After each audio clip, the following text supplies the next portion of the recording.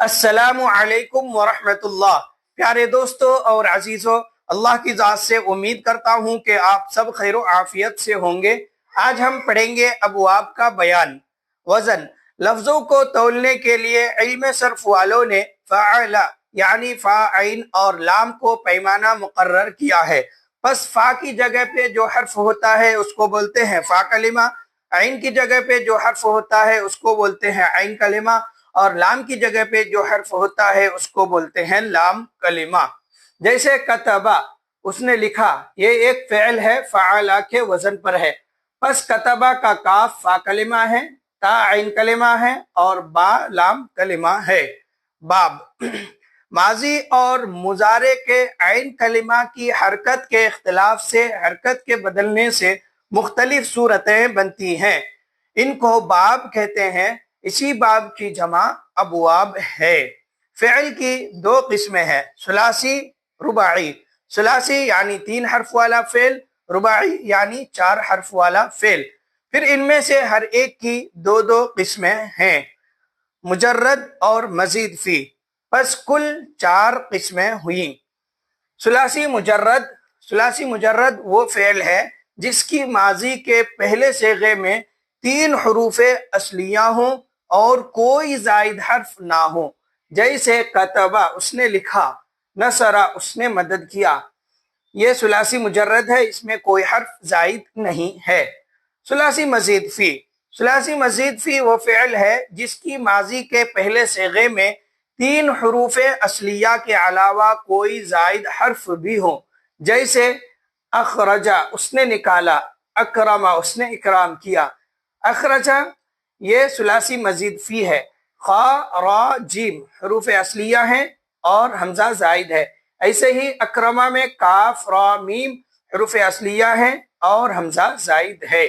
رباعی مجرد، رباعی مجرد وہ فعل ہے جس کی ماضی کے پہلے صیغے میں 4 حروف اصلیہ ہوں اور کوئی زائد حرف نہ ہو، جیسے دہرجہ، اس نے لڑکایا۔ یہ 4 حرف والا فعل ہے، چاروں حروف اصلیہ ہیں، کوئی زائد حرف نہیں ہے۔ رباعی مزید فی، رباعی مزید فی وہ فعل ہے جس کی ماضی کے پہلے صیغے میں 4 حروف اصلیہ کے علاوہ کوئی زائد حرف بھی ہو، جیسے تدحرجہ، اس میں تا زائد ہیں اور باقی 4 حروف اصلیہ ہیں۔ ثلاثی مجرد کے 6 ابواب، ثلاثی مزید فی کے 12 ابواب میں سے 10 ابواب، رباعی مجرد کا 1 باب اور رباعی مزید فی کے 3 ابواب میں سے 1 باب کا استعمال قرآن کریم میں ہوا ہے۔ ہم انہی باب کو پڑھیں گے، ہم انہی ابواب کو پڑھیں گے۔ آج ثلاثی مجرد کے 6 ابواب پڑھیں گے۔ ثلاثی مجرد کے 6 ابواب یہ ہیں۔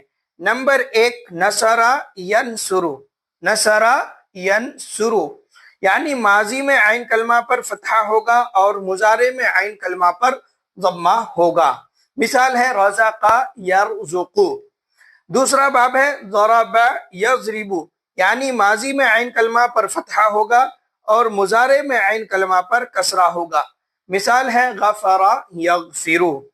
تیسرا باب ہے فتح یفتح، یعنی ماضی اور مضارع دونوں میں عین کلمہ پر فتحہ ہوگا یعنی زبر ہوگا۔ مثال ہے جعل یجعل۔ چوتھا باب ہے سمع یسمع، یعنی ماضی میں عین کلمہ پر کسرہ ہوگا اور مضارع میں عین کلمہ پر فتحہ ہوگا۔ مثال ہے شرب یشرب۔ پانچواں باب ہے کرم یکرم، یعنی ماضی اور مضارع دونوں میں عین کلمہ پر ضمہ ہوگا، جیسے مثال ہے بصر یبصر۔ چھٹا باب ہے حسب یحسب، حسب یحسب، یعنی ماضی اور مضارع دونوں میں عین کلمہ پر کسرہ ہوگا۔ مثال ہے ورث یرث۔ ثلاثی مجرد کے ان 6 ابواب کو اچھی طرح یاد کیجئے۔ پھر ملتے ہیں اگلے سبق میں۔ السلام علیکم ورحمۃ اللہ وبرکاتہ۔